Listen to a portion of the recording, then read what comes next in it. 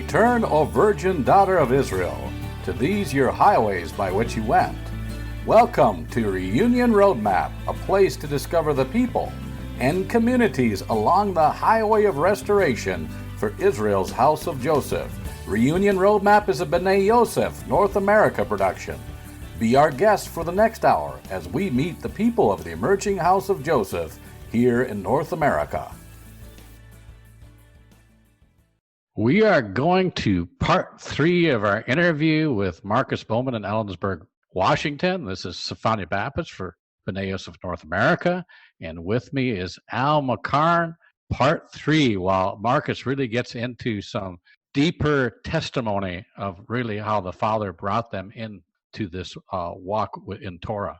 Yes, and then we get to the question that I had been itching to ask him, Sophia, and that was his vision as our financial director, his vision for the next several years. And this is something we might want to discuss on the other side of the show. Of course, we've got the music of Will Spires and Mason Clover, and we've got part 2 of our elders Midrash, Honey on the Ground. But here's a thought, and listen for this. Ever since BYNA Yosef North America began, we have been thinking about a commercial enterprise, doing business with one another as a means of raising awareness and facilitating the coming together in a community sense of the people of Ephraim and North America. And that's the thing that Marcus will be addressing toward the end of the interview. So, Sophia, I'm sure we'll be able to talk about that as we get into the wrap-up of the show. But just your immediate thought, do you think that's possible and desirable? It's both. It is possible, and it's desirable because, many times people want to be able to do business with somebody who is in the same walk that we're in. It's a nice way to help the family of Israel. And I think that's really the whole point of the whole thing. It should be a welcome thing to the community, I would think. There are obstacles, of course, and Marcus doesn't really touch on that. But, I would encourage our listeners to be thinking and praying about that and how it is we can edify one another with, physical means of where we shop, what services we contract, and so on. But let's just go ahead and hear it from Marcus himself. So here we go on to Ellensburg, Washington, to conclude our interview with Marcus Bowman.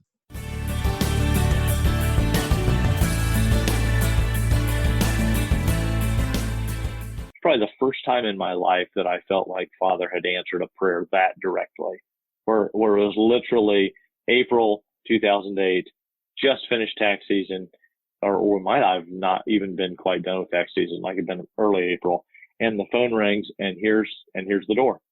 There's the door, right? And all that was for us to do was simply to talk about it and to walk through it, and we did.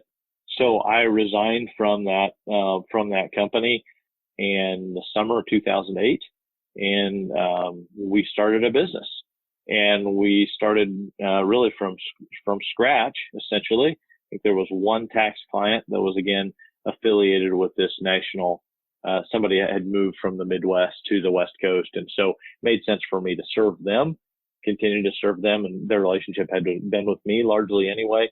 And so I think we maybe had one client when we started, and it was them. But in September 2008, we moved to Washington State to start a business at the very height of the recession.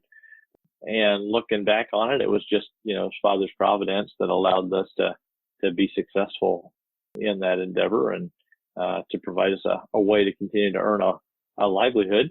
So we had, at that time, one child. Asher was 8 months old. So the rest of our children have been born in Washington State. But we packed up and headed west. And we weren't without connections. We were still a part of the same fellowship. And so we plugged in here and continued our dual faith walk, if you will, of kind of trying to go between the two, and the tension on that began to grow a little bit. as we continued on. And so ultimately, Father gave us a very gracious way to exit in 2009 in a way that really was not hard on relationships largely, because there was already some upheaval going on within the denomination, and in fact ended up dividing that fellowship. And we were provided with an exit that was not dramatic and was not solely focused on us, as in Marcus and Michelle are leaving and doing something different. It really didn't end up having to be that way for us. And so we're thankful for that, because that, of course there are differences in our faith walk now, but it allowed us to maintain relationship with a lot of those folks. And that relationship continues to this day, largely. We don't spend as much time in the same circles as we used to, but still have a lot of friends who are still, who that is their faith practice still. Well, that's how we got from Indiana to Washington State. I must emphasize as well that what you have described and the way you've said that the relationships are still intact, that is so important. I know in our experience and the experience of many people, as we come down this path of honoring the Torah and coming away from our Sunday church upbringing, and often we just don't do it right. Often we get so zealous that we trample on relationships even inadvertently. I think that is so far away from our Father's intent. And I am encouraged to hear that you and Michelle were able to make the transition and still maintain the relationships. Yeah, I would say, again, it's very much by the grace of God that was a reality for us. But I will say, too, that we carried a conviction that, how shall I put this? I don't want to minimize the importance of doing what the Torah tells us to do, or conversely, not doing what it tells us not to do, right? But I think that in our zeal, sometimes we do burn bridges that we wouldn't have to burn, if I can put it that way. That there are ways to do the same thing, but do it in less confrontational, in a less confrontational manner. And again, I say it's by the grace of God and not by anything that is special about us, but we felt very strongly that we did not want to burn bridges, that we valued and call it the social network, attributed to the way that we were raised in terms of how strong that social network was. But it was important to us to not lose every relationship that we had. Now, did those relationships change somewhat fundamentally even? Yes, they did. Did we have to have occasional conversations about an aspect or another of the way we now practice our faith that's different? Yes, we did.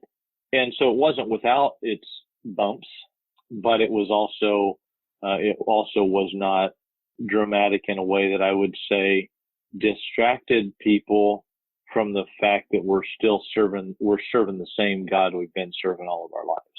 We didn't change gods here. We didn't go from one faith to a different faith. Our faith was enhanced. Our faith was built upon and multiplied, right? That's the difference that we felt, is that we wanted the focus to be on that. We wanted to be for something, not against a whole bunch of other things, if that makes sense. Because we've been convicted, and we continue to feel convicted that what Father does is draws us, right? Isn't it Yeshua who says, "No man comes to me," he says, "unless the Father who sent me draws him."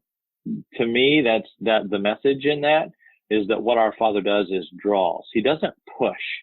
He doesn't. It's not that nobody has an experience like Paul on the road to Damascus where there's a boom and, hey, I need your attention and I need it right now. It's not that Father can't do that, and he does. But I would say for most of us, that's not the process by which we entered the Torah walk. It was a draw. It was a pull and not a push motion, if I can. And so we've always felt that that's the way to reach people, is through relationship and through that drawing, right? And through that appeal and the winsomeness, being winsome, I guess, in the way that we present our faith walk and our faith practice, and drawing people into that, as opposed to emphasizing the differences and pushing them down everyone's throats, right? And we just always felt very strongly that that wasn't the way we wanted to live, and that wasn't the way we wanted our children to grow up and learn to relate to the world around them. So praise Father for that revelation and opportunity to get out. I think that is what our Messiah was telling us by his example. When he's saying, for instance, scribes and the Pharisees sit in Moses' seat, listen to what they say. Don't do as they do. They got some problems with that, the way they're walking things out themselves. I'll deal with that, he says. Right. But you listen to what they say. Okay, maintain the relationship. Thing is, for the last 2,000 years at least, as I look over our history, we've done just the opposite. And whenever someone is drawn by the Father, just as you have said, and I think that's a very good way to put it, we tend to think, we have the ultimate revelation. Everyone is going to have to move into this which we see now. And if they don't, they incur the wrath of God. Well, right. The Jews are still here. The Catholics are still here. The main streams of all the Protestant denominations are still here. It seems that the Lord is still using everything that he's given out so far. Mm-hmm. Yeah, without trying to sit in his seat, Al, I think my feeling is that in the last days, the line is going to be between those who have a heart for him and those who do not.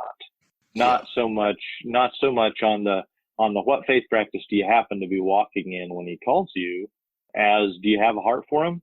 And when he reveals himself, are you willing to follow or not? Right? And I really think that's where he's going to draw the line, not denominationally, if you will. Yeah. Oh, and I would certainly agree with you on that as well. Well, Marcus, as we are coming to the end of our time, we haven't talked much about the financial outlook of BYNA North America. But you have some ideas and dreams, and you do more than just keep the books for us. So I guess for the final question is, what do you think about this organization with our stated purpose of helping to bring together the scattered peoples of Ephraim in North America? How does that look from a financial aspect? Where would you like us to be, say, in 10 years? That's a great question. And I think, first of all, in the way that he does, Father has allowed me to connect with all of you and even be able to consider how I might have an impact on the answer to that question. So I'm very thankful for that. Probably be remiss not to mention Frank Houts and his friendship and his part in the fact that you and I are now having a conversation. Thankful for his memory and for his influence in all of our lives, really.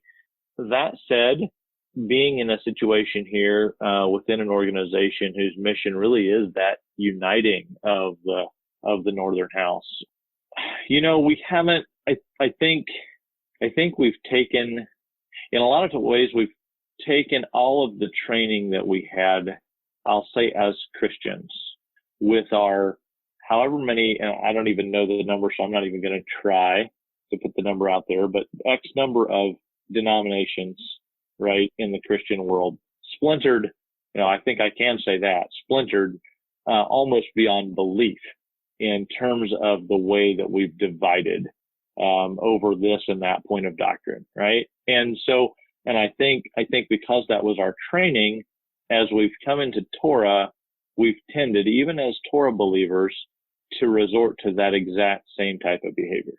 You and I don't agree, let's say, on how we say the name of God. And so really it's going to be difficult for us to fellowship together because we're always going to be rubbing up against that when we read the Torah, on the Shabbat. And so why don't you go fellowship over there and I'll do my thing over here. Right. Or, I don't like the way that you're walking out this or that aspect of the commandments, or whether you're more strict or more lenient on this particular point of observance. We don't have the cultural training to overcome those differences. Take, if I can, our brother Judah, the Jews, if you will. Their culture, a Jew is a Jew, right? I mean, and they have a bond that transcends. I'll call it a cultural bond. I'm not saying there's not spiritual aspects to it. Of course there are. but they have a cultural bond that transcends their differences. But for us, it's exactly the opposite. Our differences actually define us in many cases. They make us who we are, right? And so I feel like the question about the financial aspect of this is, I feel like there's a strong connection to creating some cultural oneness. And maybe, and this has kind of been something we've talked about of late, is that maybe commercial interaction is a way to begin to build those relationships in that culture. In a way, I'll say that not only cultural, but other ethnic groups that we could observe in the United States and elsewhere. I'll pick on the United States specifically because the United States is very much a melting pot of a lot of different people groups, and they tend to cluster in communities, don't they? So if you think about different ethnicities, we even go so far as to give them the names of the countries, to give their enclaves within our big cities, the names of the countries that they came from, right? That's what you see in America is, yes, we're Americans, and yet we identify in these smaller communities, ethnically at least, right? So a question I would have is, can we take a page out of that playbook? Can we, as Ephraimites, as members of the House of Israel, can we take a page out of that playbook, and can we develop a cultural bond geographically, I'll say, locally geographically, that transcends our differences? Can we develop a cultural bond that allows us to support one another financially in ways that will build the kingdom, right? That will usher in the kingdom, because I think we all believe that our participation is something that Father's going to use to bring this to pass, right? We're not just passively sitting back and saying, well, Father, when you do it, and we're along for the ride. No, we're looking at our world and we're saying, how do we bring the kingdom here? How do we start living the kingdom values now? And so if we can look at some of these other groups, where would I like to see us in 10 years? I'd like to see us have developed a network, and call it a cultural network if you want to, that is strong enough that it transcends our differences and has us interacting commercially in a way that really serves to build relationship and serves to carry out the mission of BYNA North America. And I'm sure there's a lot of work to be done on that, and we're just now starting to scratch the surface and talk about how that might look. But that's what I'd like to see in 10 years. I'd like to see us having formed up those groups of people, those more local organizations, and I'm even struggling for words to explain kind of what I'm envisioning. But if you can envision a nationwide network with more local nodes, I guess, that are connected, right? And so we're connected nationally, yes, or in North America, if you will. We're connected, but we've got these local groupings that really serve, or these regional groupings that really serve as the place where most of the business gets done, if you will. But there's a national, it's how you build an economy, right? Is you've got commerce and activity, and a certain amount of that can be done just within every region. Certain things, certain products and services can be delivered within a region or a locality. And then there's other things that it's going to be more efficient, or because of climate, because of other reasons, we may take vegetable distribution, for example, right? There's a reason that a lot of our produce comes out of California, out of Florida, out of some of these places where certain things grow better, grow more year round, right? So there are going to be, you need the national piece, I think, ultimately, to supply the whole, but you start it more locally, because you've got to have that critical mass, if you will. And then I think the rest of the connections can be built more over time. So that's a long answer to a short question. And again, a whole lot of fleshing out to do, but that's my vision, at least as it exists today. And I'll say our vision, as it exists today, and looking forward to seeing what Father does with that and how he chooses to flesh it out. there are a lot of us who are looking forward to see how he fleshes it out.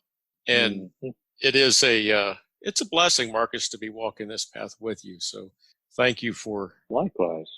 Yeah, thank you very much for sharing some of your story and your outlook. And it's really good to be on the same team with you. So Marcus Bowman of Ellensburg, Washington, we really appreciate your time with us today.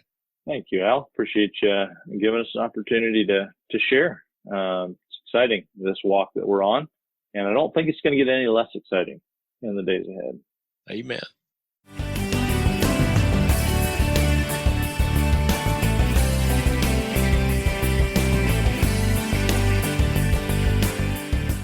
From Will Spires, here is City of Golden Reeds from his album Seeds, available on Amazon.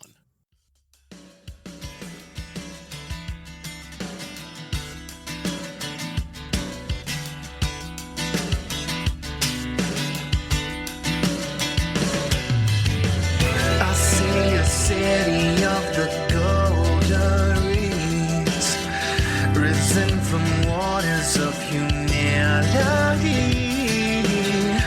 redeemed to shine. We testify and sing as his breath blows through our reeds. We sing, oh we sing. The Spirit of the Lord is upon me, the Spirit of the Lord is upon me. Prophecy, see visions, keep on dreaming dreams. Oh, the Spirit of the Lord is upon me, the Spirit of the Lord is upon me. He'll come to us like rain, speaking healing to our pain.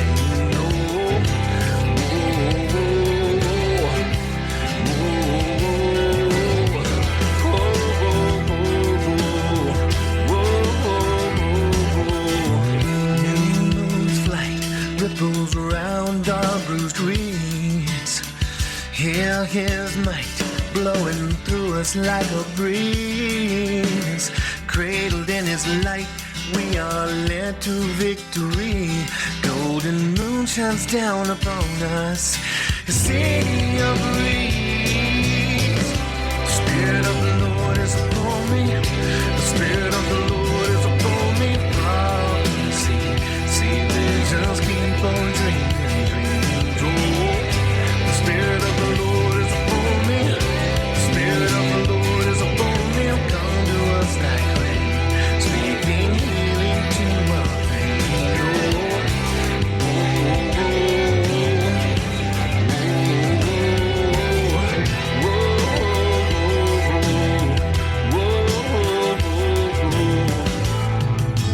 Losing battle was our Savior. Brokenness begins, his Spirit filling each of us with his soul, with his soul.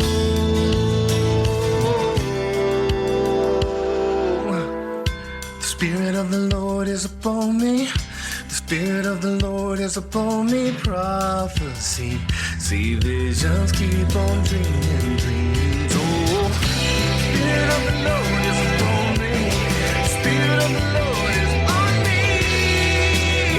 Oh, the Spirit of the Lord is upon me, the Spirit of the Lord is on me. The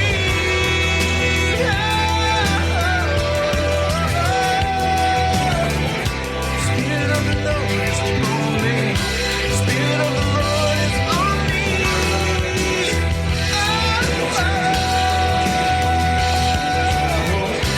Spirit of the Lord is upon me, the Spirit of the Lord is on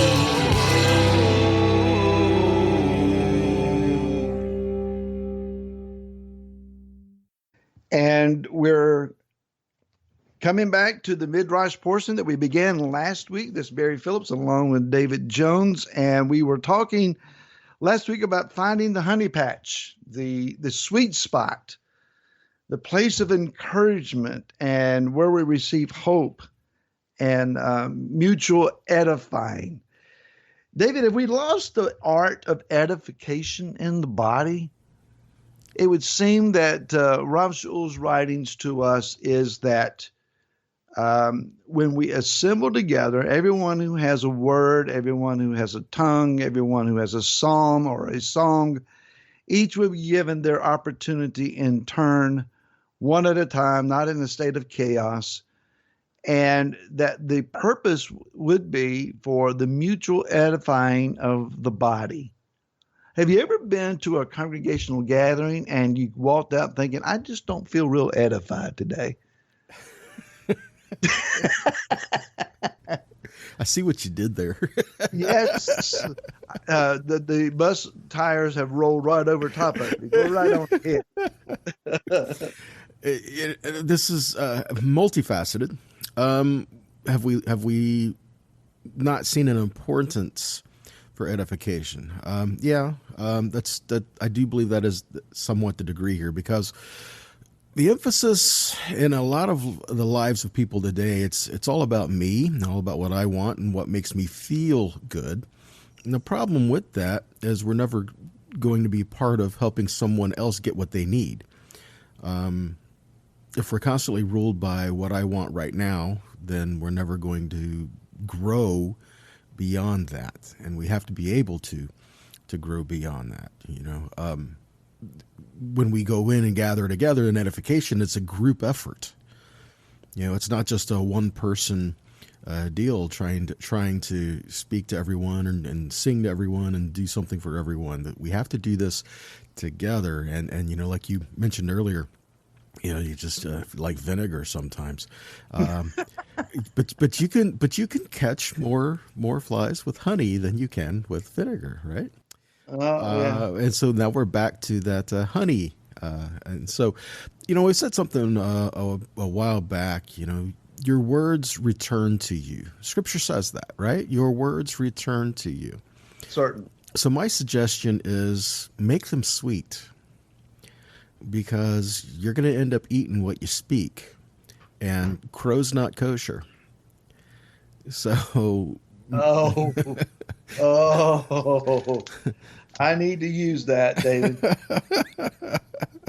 So make your words sweet, and that the words that we give, they return to us. But you know how they return to us? By reciprocal behavior. We help others. We speak into their life and help bring them. Someone, maybe they're in a battle. Maybe you don't know what people are struggling with right now, and the problem is we don't stop to ask. You don't know what's going on in somebody else's life. But if we stop to say, okay, hey, just what's going on, or how can I help you, or help encourage you, help lift you up, or even if it is just, hey, can I pray for you, kind of a thing. We need to be able to put ourselves in a situation where we can help provide that honey for someone that's in the battle and is weary and is falling and is losing their strength and is not seeing how they're going to overcome this. And sometimes it doesn't come in with a judgmental word. Sometimes it comes in with the word of, I care. And I just want to, try to help this. Yahweh loves you, and he wants to show you what he has in mind for you and his goodness, even in the midst of what's going on in life right now. He wants to show us good. He wants to show us his heart. So when we come into a congregational setting, we have come through a week, where we've been just dealing with the issues of life, put it that way. And maybe we're going to a gathering looking for something. I need something. I'm needing an uplift. I'm needing some encouragement, whatever it might be. we typically walk in the door, and when someone greets us, "Hey, how you doing?" "Oh, I'm blessed. I'm blessed." We learned that back in denominational settings. They say, "Oh, I'm blessed. I'm blessed." Really? Sometimes I think the better response is, "I've come to be a blessing." You can't give a word if you don't have one. You know, some people try, but that's not really an advisable thing. Yeah, you don't want to make stuff up. No. You can't have a tongue if you don't have one. You can't have a song if you're not prepared one, etc. When we come to a gathering, whether it's a conference or your local assembly, the goal should be in our hearts, I have something prepared that I want to share. And it doesn't mean necessarily that you get 5 minutes on the floor to pontificate your preference and your espouse your doctrine. Yeah, that's But important. it might be, I'm bringing a smile today, and I'm going to smile, and I'm going to be an encourager. I'm bringing a firm handshake today. I'm bringing a special gift of food or whatever it might be, that you have that something. I am prepared to come to bless, to edify, to lift up. I got to tell you, from being at the front a lot of the time, leading worship and teaching and leading the congregation, there are times that oftentimes I come home and I am physically, mentally, emotionally, and spiritually wiped out. I'm done. I don't want to talk to anybody. I don't want to discuss the teaching any further. I want to sit down, be quiet, and just rest. It really does take a lot out of you, mentally, physically, spiritually, everything. I understand the times when Yeshua would pull away. Oh, completely. David, I think our congregations can be a place of refreshing. We started this line of thinking last week with Jonathan finding honey on the ground during a time of conflict and battle. A taste of honey to his mouth, just a little bit, caused his eyes to light up. Foolishly, he said, "My Father has placed a restriction on his people. Look, I just tasted the honey and my eyes are brighter." We should be able to partake of the spoils while we're fighting. Think about that. While we're in the midst of all of the upheaval and conflict that is going on in our society, we need to be able to take of the spoils. There needs to be those victorious moments where we are overcoming, where we're achieving something other. And rather than just, well, I'll take my encouragement later on. I'll be the martyr here. A martyr may inspire you for a moment, but they can't fight beside you any longer. Boy, so, that's a good way to put it. We're supposed to share in victories, are we not? Yeah, well, supposed to is the key word there. When you said that, I'm thinking, okay, given it will be given to you, right? I mean, when Yeshua was talking about this, given it shall be given to you, pressed down, and all this kind of stuff, we've often heard this used traditionally in the context of money offerings and things like that. Well, here's the thing. When Yeshua was saying that, he wasn't talking about your money. He was talking about everything. And it's like, of everything that you give, it shall be returned to you. So if Yahweh has given us a victory, we need to share that victory to help encourage others. If he's given us something, it's to help bring others about in that. We weep with our brothers when they're weeping. We mourn when they mourn, but we rejoice when they rejoice. Isn't it good when you see that God is blessing someone and they come in and just want to share that excitement and share with his people what is going on? As you're saying that, I'm thinking of an incident that took place 2 weeks ago. Part of our process at House of David, after the music is over and that portion is completed, I have an elder who edifies. He shares a word it's 5-10 minutes. And that leads into the next aspect of worship. But he started speaking about praise a couple of weeks ago, just using the word praise. And another brother, he referenced, he said, I know I don't have to tell you it's time to start praising. And when he said that, this brother that was seated stood to his feet with tears rolling down his face and began to rejoice and to, I don't know what you call it, prophesy, edify, proclaim, exhort. I don't know what term it would have been used. But he said, every once in a while, that little wheel inside you starts to turn. And you start thinking about all that he has done for you. And he said, you can't help but praise. And he just kept on for about 5 minutes. It went like electricity through the congregation. And people began to weep and rejoice and to remember, yes, he has been good. Well, I got to tell you, it was like walking on water for the rest of our meeting. But that one moment where a man stood and began to exhort and edify the congregation, we found honey on the ground. And when we came out of there, people were encouraged, people were smiling, it was positive. And in the midst of all of the garbage that's going on, we as the body of Messiah need the positive.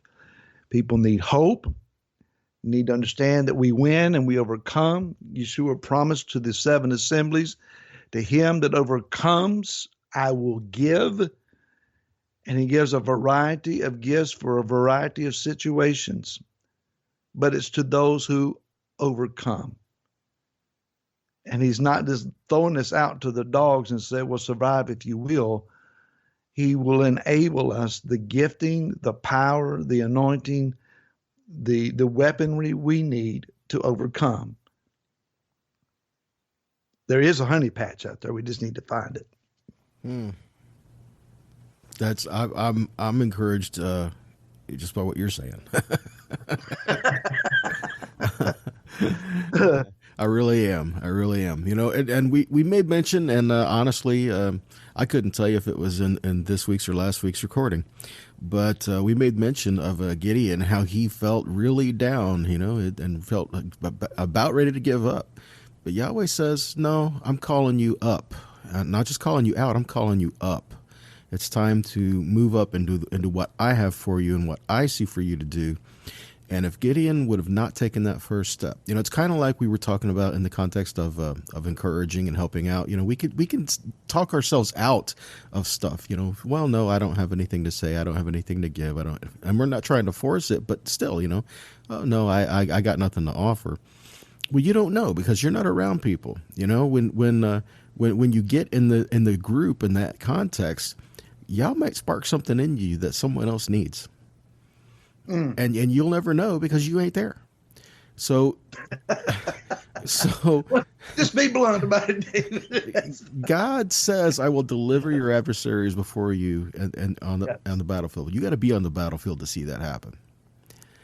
And so with Gideon, he put them at crazy odds to show that God is mightier and he keeps his word. And as you said that, David, I'm thinking you can't win if you don't fight. And it's hard to fight when you're already defeated. Yeah. Nehemiah says, the joy of Yah is my strength. We need some joy. We need to pray for it. We need to ask the Father for it. Father, you need to reveal where the honey is at. Father, you need to help us here. Your people need joy. And if we'll ask him for it, he'll give it to us.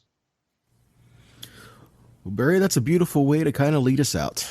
That was very well said, and I'm 100% in agreement with you. Folks, if you want to Let us know what you're thinking, how these are touching you. We'd love to hear from you. You can reach us at reunionroadmap@BYNA.com. So until next time, shalom, everyone.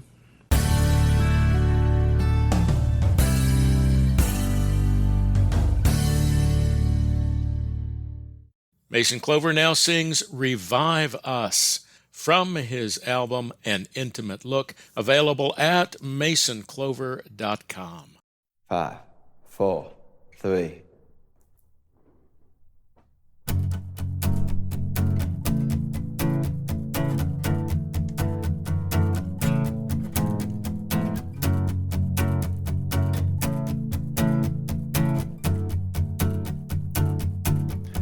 We are redeemed, precious saints of the one true God, grateful unto you. The ways of this world, they keep falling from you, but we will stand. Oh, to hear the heavens sing, praise and glory to our King. Praise and glory to our King. Oh, yeah. Revive us. Revive us. Revive us. Yahweh Most High, send your Spirit to dwell in us. Revive us, oh yeah. Clothed in righteousness, you sent your Son to dwell in us, to write your Torah on our hearts. And though traditions of man, they try to smother us, you'll send revival to this land. Oh, to hear the heavens sing, praise and glory to our King. Praise and glory to our King. Oh, yeah. Revive us. Revive us. Revive us. Yahweh Most High, send your Spirit to dwell in us.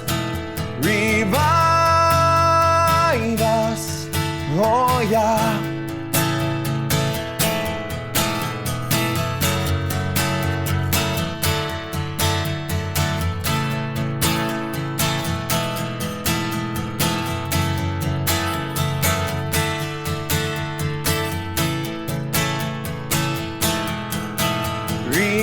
Revive us, revive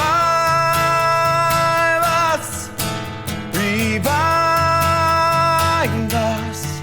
Yahweh Most High, send your Spirit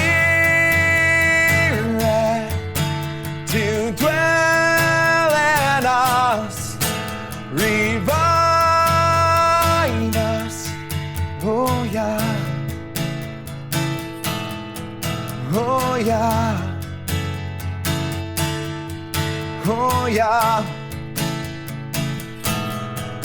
oh yeah.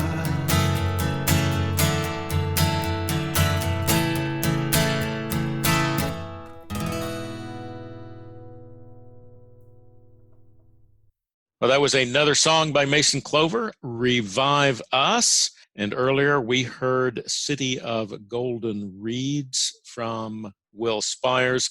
good music, and certainly right here with the theme. Sophania, where should we go first? We wanted to talk about the tail end of Marcus's interview and the enterprise that he was talking about. But there are also some points in this Midrash, Honey on the Ground Part 2, that we would want to address. I'll give you the choice. Where do we go first? Well, let's go with the honey part, because right now, just as our elders were sharing, sometimes life can seem kind of bitter if you spend your time watching the news these days, which I would encourage people not to do. And I would say what you should do is seek His face, His truth, and that's where you're going to receive the encouragement that you need. And Barry shared about an incident in their congregation about what happened there, where people were just totally encouraged. They were in this place of,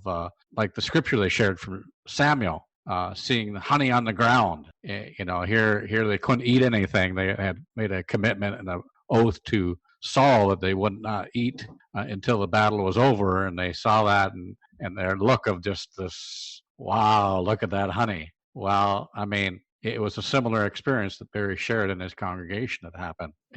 The honey was the sweetness of the fellowship and the sweetness of how our Father is to us, even in the midst of a chaotic world. Exactly. And having been in a similar situation in 2 war zones over my military career, I can testify a little bit to this. And those who have been in the military can understand. When you're in the midst of active operations, you're going to be going 24 hours a day, 7 days a week, and you're going to snatch some rest and quiet wherever you can find it. Sometimes it's going to be in surprising places. There might be a lull in the action. So what do? Well, take a nap, get something to eat. You have to have those moments of refreshing so you can continue on to the objective and win the day.